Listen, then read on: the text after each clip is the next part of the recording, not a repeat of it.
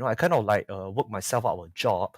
So he kind of like asked me to go lah, so that he could then reap in most of the profits. It was that first month that happened when the pay didn't come in. So I was also surprised.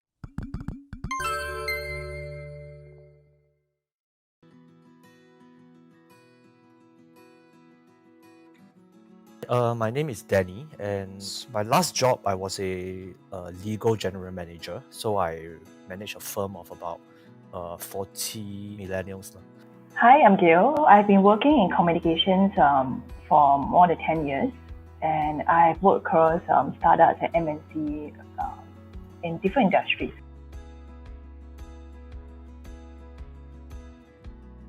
So I was doing my law Juris Doctor, and I reached the final lab where I need to do some internships. So before circuit breaker, I set a system where I could kind of like don't have to be in the office 24/7.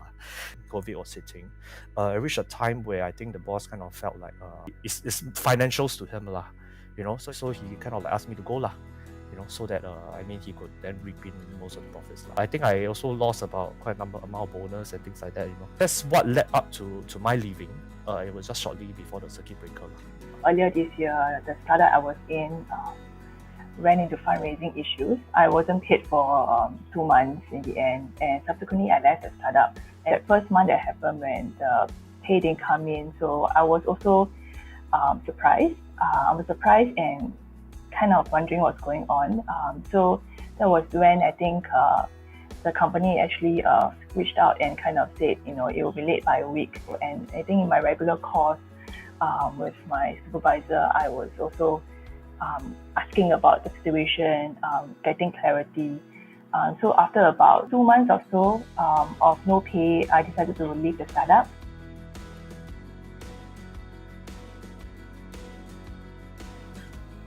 When it first happened, I think I felt at a loss. Also, I guess during the pandemic, everyone knows that finding a job is a lot harder. So I think there was that sense of uncertainty, and I think maybe a little anxiety over what to expect next. What should I do next? One big thing that happened, of course, in terms of the lifestyle. When I have an income loss, I don't expect to be going to restaurants all the time. I used to. I do not take public transport in the past. I Grab and cab and whatever everywhere. So after that, I adjust my lifestyle to accommodate to that. So I think being adaptable, being able to actually some call it rise and fall with it. So I think it's very important to live within your means. And also at the same time, I think you have to kind of discuss with the loved ones, your family, to kind of have a very candid conversation about finances, to kind of see if your other half can actually kind of step up and cover the finances for a while. Then maybe it's not so bad. And I was able to see that I have some like a runway of savings to kind of help tide us over for quite a while. So I know that we'll secure in that sense without having to cut back that much on lifestyle.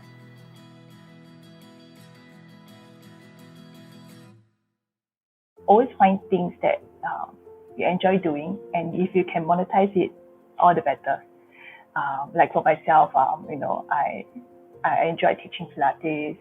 I enjoy helping prenatal, postnatal moms with their journey.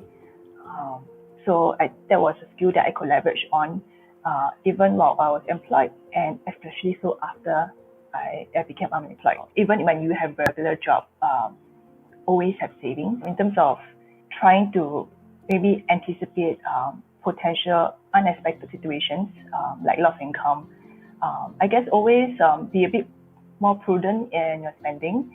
Like for myself, I'm no financial guru, but what I do is I treat my credit cards like debit cards, and I always pay off what I spend every month without fail.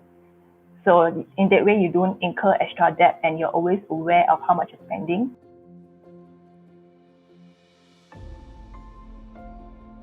Opportunities came. So the opportunity only came because I was willing to put myself down, and whatever comes, and be open. So I actually started searching, do people have legal executive secretary jobs. Interestingly enough, when I went for the interviews, they actually interviewed me for that job, secretarial position. But when they met me, they discovered, there's something else we want to do. Why don't you come and help us do management consulting? So for that short 1-2 months, I actually became a management consultant for a firm. If I went around demanding that I just wanted a certain type of job, a certain pay, that would not have transpired. I've been working in communications for more than 10 years. At the same time, I was also teaching Pilates on the side. So that has progressed to what I'm doing currently.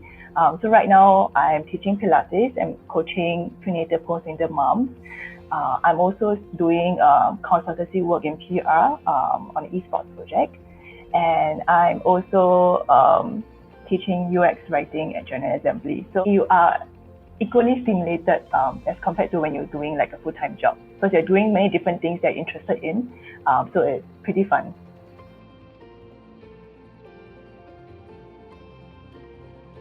I think when I was young, my mom said something like, she said, 活到老学到老. In English, it means that as long as you live, so long you will continue to learn, right? So what helps is that over the years, when I was there, I continued to try to upgrade myself.